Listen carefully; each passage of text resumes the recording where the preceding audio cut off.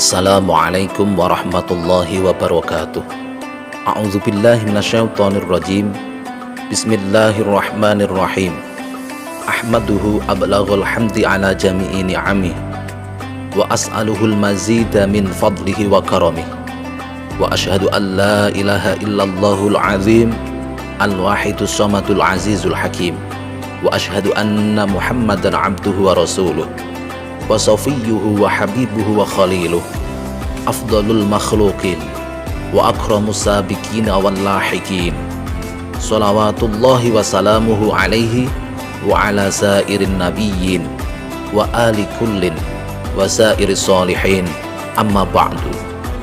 Saudaraku yang beriman, beberapa orang masih beranggapan bahwa sholat li hurmatil waktu ialah sholat yang bisa dilakukan seenaknya saja, bisa duduk membelakangi kiblat atau tanpa bersuci.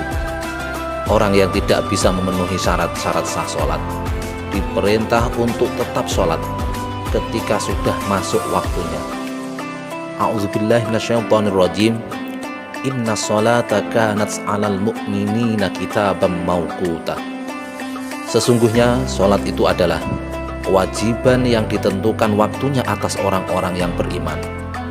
Al-Quran Surat An-Nisa ayat 103.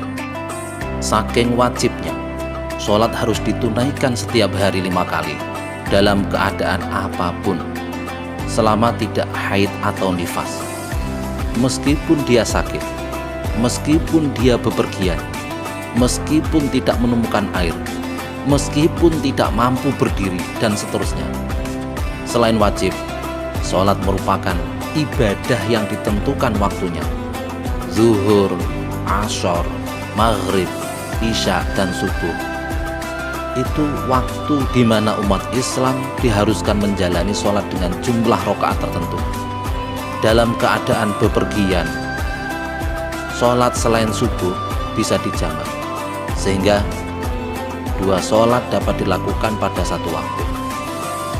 Ketika dia tidak bisa memenuhi syarat sah, sholat yang meliputi: 1. Suci badan dari najis dan hadas. Yang kedua, menutup aurat dengan pakaian suci. Ketiga, melaksanakannya di tempat suci. Keempat, mengetahui masuknya waktu. Yang kelima, menghadap kiblat. Maka sholat dilakukan li hurmatil waktu.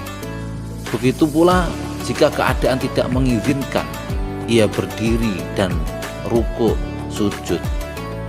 Hal ini diterangkan di dalam kitab Raudhatul Thalibin juz 1 halaman 31.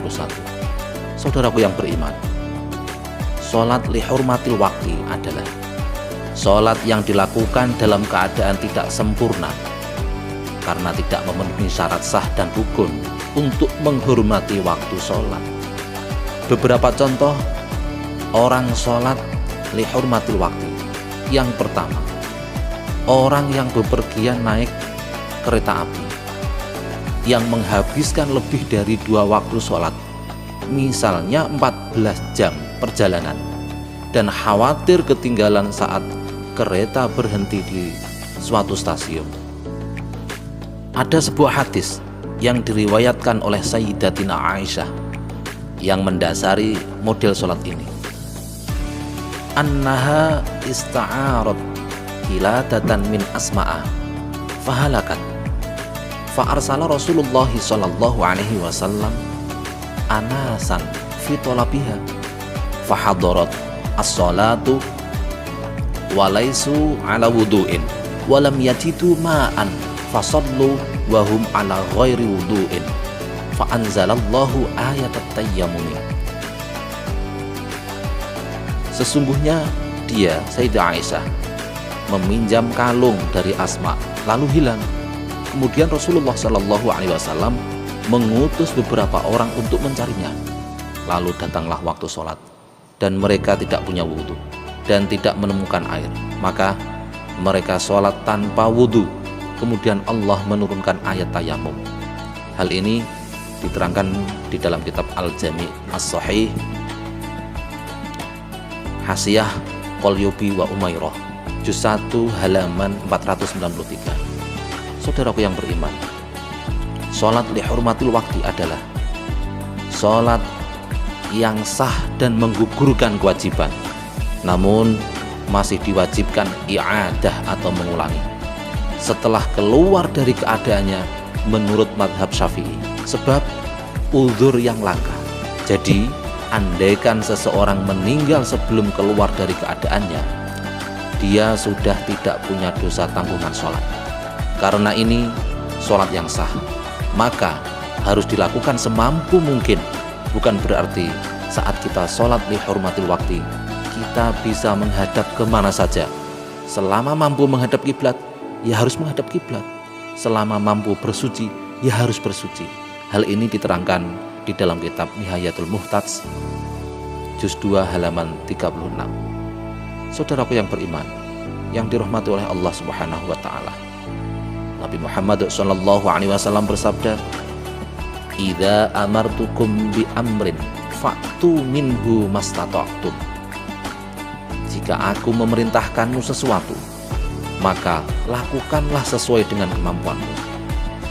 Saudaraku yang beriman, bagi faqidut tahurain atau orang yang tidak menemukan air dan debu untuk bersuci, hanya boleh melakukan sholat wajib saja, tidak boleh sholat sunnah, dan tidak boleh pula membawa mushaf, apalagi jika dalam keadaan junub. Yang dibaca dalam sholat hanya sebatas yang rukun saja, karena tidak ada paksaan dalam membaca bacaan sunnah. Hal ini diterangkan di dalam Fikih Ibadah juz 1 halaman 171. Saudaraku yang beriman, yang dirahmati oleh Allah Subhanahu wa taala, salat li hurmatil waqti merupakan ciri khas madhab Syafi'i. Begitu juga dalam kewajiban i'adah, harus mengulang. Maka tak boleh bagi kita memahami bahwa sejatinya sholat ada di i'adahnya itu, sehingga sholat yang li hurmatil waqti boleh dilakukan seenaknya saja. Sholat demikian bukanlah sholat yang dilakukan ngawur, namun dilakukan semampunya sesuai keadaan orang yang melakukannya. Betapa Allah maha murah hati kepada hambanya. Semoga ini bermanfaat bagi kita semua. Wallahu a'lam bishawab. Wassalamualaikum warahmatullahi wabarakatuh.